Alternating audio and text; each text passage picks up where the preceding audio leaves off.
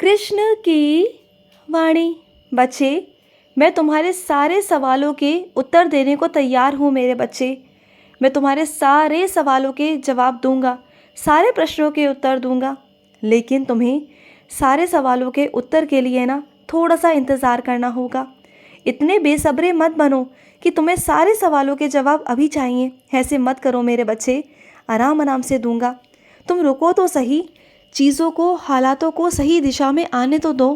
तुम एकदम से सारे सवालों के जवाब मुझसे मांगते हो कि कृष्ण ऐसे क्यों, वैसे क्यों। ऐसा मत किया करो मेरे बच्चे। अगर मैं खामोश हूँ तो समझो ना कि मैं तुम्हारे लिए ही कुछ कर रहा हूँ, तो थोड़ा सा इंतज़ार किया करो। ऐसा नहीं कि मैं सारे सवालों के जवाब तुम्हें नहीं दूंगा। मैं तुम्हारे सारे सवालों के जवाब दूंगा एक एक कर कर। लेकिन थोड़ा इंतज़ार करो, थोड़ा सा धैर्य रखो। सब कुछ होगा, सब कुछ होगा, लेकिन थोड़ा सा धैर्य रखने की कोशिश किया करो। तुम्हारे मन में ना बहुत उथल पुथल होती है और तुम खुद ही इतना परेशान हो जाते हो कि तुम्हें खुद ही समझ नहीं आता कि तुम क्या कर रहे हो। अपने अंदर थोड़ा सा ठहराव लाओ मेरे बच्चे। अब तुम बड़े हो गए हो, अब तुम बच्चे नहीं हो। तुम्हारे अंदर जो चंचलता है ना, तुम्हारे अंदर जो अस्थिरता है ना, उसे स्थिर करो मेरे बच्चे। इसकी तुम्हें सख्त ज़रूरत है। अपने मन को स्थिर करो, अपने मन को शांत करो, थोड़ा सुकून में लेकर आओ और ये सोचो, ये भरोसा करो कि मैं कभी भी तुम्हारे साथ कुछ भी गलत नहीं कर सकता, कुछ भी नहीं मेरे बच्चे। और सुनो मेरे बच्चे, अगर तुम्हारे कपड़ों में कहीं से भी थोड़ा सा भी आग लग जाती है या जल जाता है ना, या थोड़ा सा भी कहीं से कुछ भी अंगारा भी लग जाता है ना, तो उन कपड़ों को पहनना नहीं चाहिए मेरे बच्चे। उन कपड़ों को अब तुम इस्तेमाल मत करना मेरे बच्चे। जिन कपड़ों में हल्का सा भी अंगारा लग गया है ना, उन कपड़ों को तुम इस्तेमाल बिल्कुल भी मत करना, ठीक है। और सुनो, इस बार जब तुम मेरे मंदिर आओगे ना, तो इस बार तुम मेरे लिए लड्डू लेकर आना।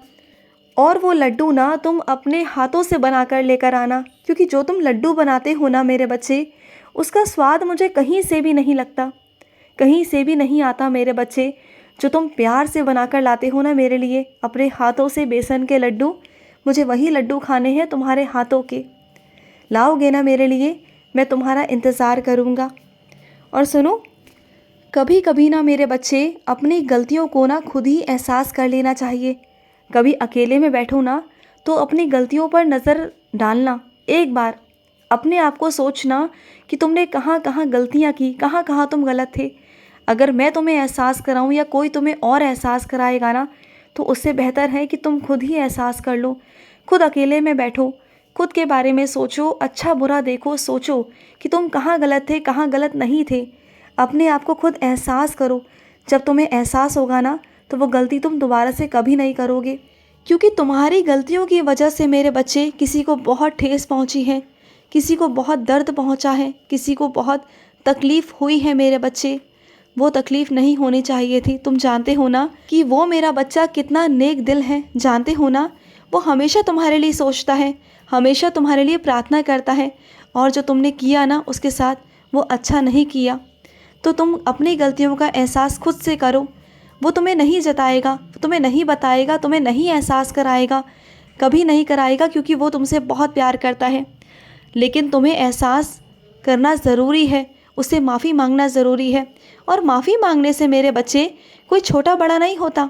माफ़ी मांगने से तो इज़्ज़त बढ़ती है, प्यार बढ़ता है रिश्ते में। रिश्ते को अगर खोना नहीं चाहते ना, रिश्ते को अगर बना के रखना चाहते हो ना, तो झुकने में क्या दिक्कत मेरे बच्चे।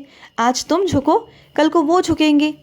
अगर तुम झुकोगे तो तुम छोटे नहीं हो जाओगे, बल्कि इज़्ज़त बढ़ेगी, एक दूसरे के लिए प्यार बढ़ेगा। समझो इन बातों को। तो अपने रिश्तों में अहंकार, घमंड, ये सब चीज़ें मत लेकर आया करो। एक दूसरे की इज़्ज़त करो, एक दूसरे से प्यार करो। देखो कितना अच्छा लगेगा तुम्हें, तुम्हें खुद अच्छा महसूस भी होगा मेरे बच्चे। और सुनो, अगर कोई तुम्हारी खुशियों में शामिल नहीं होना चाहता, तो उसे मत बुलाओ ना मेरे बच्चे, मत शामिल करो। तुम अपनी खुशियों में मुझे शामिल करो, उन लोगों को शामिल करो जो तुमसे प्यार करते हैं, जो तुम्हारे शुभ चिंतक हैं। चाहे भले वो 4 लोग हों, लेकिन वो 4 लोग तुम्हारे अच्छे के लिए हों।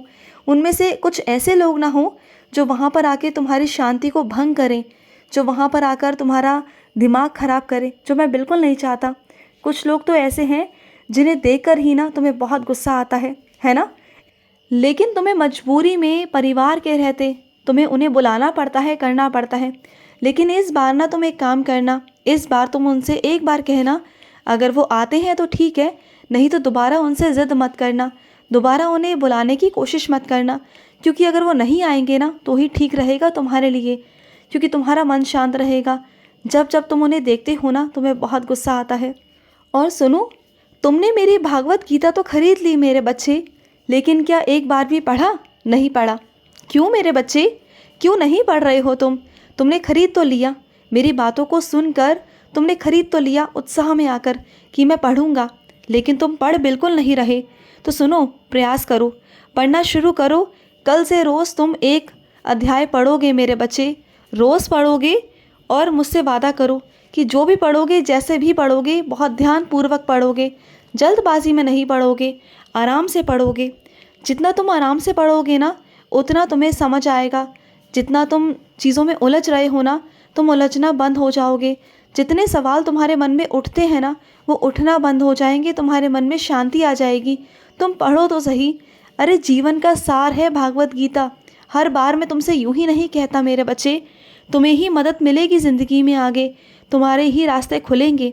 और जहाँ तुम भटक रहे हो ना, भटकना बंद हो जाओगे। तो भूला मत करो, भागवत गीता पढ़ना भूलो मत मेरे बच्चे। अपने ज़िंदगी के महत्वपूर्ण कामों में डाल लो, ये अपने कार्यों में डाल लो कि तुम्हें पढ़ना ही पढ़ना है। तुम्हें 10 मिनट, 15 मिनट, आधा घंटा निकालना ही निकालना है अपने जीवन में से, अपने कुछ घंटों में से तुम्हें निकालना ही निकालना है। ये करो। और सुनो मेरे बच्चे, हालातों के लिए तुम मुझे दोष देना बंद कर दो और हर किसी पर भी दोष लगाना बंद कर दो मेरे बच्चे। हालात तुम्हारे बस में नहीं, मेरे बस में नहीं है, तुम्हारे कर्मों के बस में है। जैसे तुम्हारे कर्म होंगे वैसे हालात होंगे मेरे बच्चे, वैसे ही चीज़ें होंगी। और ऊपर वाला कभी किसी का कुछ नहीं बिगाड़ता, बल्कि वो तो बिगाड़ने वाला नहीं, वो तो संवारने वाला है। अगर मालिक बिगाड़ता है तो संवारता भी है। अगर मालिक धूप देता है ना तो वो छाँव में भी रखता है। अगर मालिक पतझड़ देता है ना तो बाहर भी देता है ना। तो फिर तुम उन्हें गलत नहीं कह सकते, तुम ईश्वर को गलत नहीं कह सकते मेरे बच्चे। तुम्हें वो अवसर देते हैं, तुम्हें सही तरीके बताते भी हैं, तुम्हें दिशाएं भी दिखाते हैं, तुम्हारी गलतियों को माफ़ कर कर ना तुम्हें आगे बढ़ाते भी हैं, तुम्हें सुधारते भी हैं, तुम्हारे लिए वो हर चीज़ करते हैं। तो फिर क्या चाहिए तुम्हें और सुनो, तुम्हें ऐसा लग रहा है ना कि तुम्हारे परिवार के बारे में मैं नहीं सोचता, तो ये तुम्हारी गलत फहमी है मेरे बच्चे। अगर तुम अपने परिवार की चिंता करते हो ना तो मैं भी करता हूँ। जैसे वो तुम्हारा परिवार है वैसे ही वो मेरा भी परिवार है। मैं तुम्हारे परिवार में हूँ, मैं तुम्हारे परिवार की उतनी ही चिंता करता हूँ जितनी तुम करते हो। चाहे तुम वहाँ मौजूद रहो या ना रहो, तुम्हारे पीछे से भी मैं तुम्हारे घर के सदस्यों की मदद करता हूँ, उनके साथ हमेशा खड़ा रहता हूँ। और कई बार तो ऐसा हुआ कि तुम्हारे परिवार को ना मैंने बचाया। जब तुम उनके साथ मौजूद नहीं थे ना तो तुम्हारा फ़र्ज़ मैंने निभाया है मेरे बच्चे। उन्हें अकेला कभी नहीं छोड़ा, क्योंकि जो मेरा बच्चा मेरी भक्ति करता है ना तो मैं उसके परिवार को भी देखता हूँ, उसके परिवार की भी जिम्मेदारी मेरी है। अगर तुमने अपने परिवार को मुझे सौंपा है ना तो मैं पूरी जिम्मेदारी निभाता हूँ मेरे बच्चे। तुम्हारे साथ साथ तुम्हारे परिवार को भी देखता हूँ।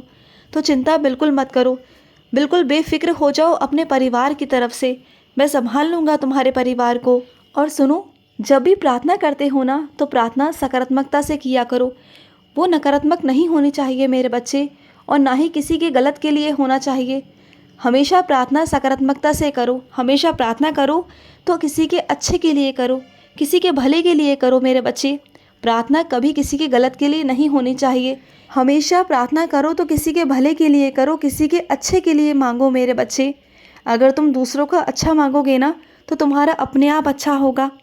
और सुनो, तुम ये सोचते हो ना कि तुम्हारी इच्छाएं क्यों पूरी नहीं हो रही, क्यों तुम्हारा कृष्ण तुम्हारी इच्छाएं पूरी नहीं कर रहा। तो सुनो मेरी बात, जो तुम्हारे लिए सही होगा मैं वही करूँगा। हाँ, मैं तुमसे ही बोल रहा हूँ कि जो तुम्हारे लिए सही होगा मैं वही करूँगा मेरे बच्चे। चाहे वो तुम्हें पसंद आए या ना आए, मैं करूँगा वही जो तुम्हारे लिए उचित है, जो तुम्हारे लिए सही है। और इसका एहसास तुम्हें आगे चलकर हो जाएगा कि जो मैंने किया वो बिल्कुल ठीक किया। खुश रहो। आज का कृष्ण संदेश समाप्त हुआ। जय श्री कृष्ण।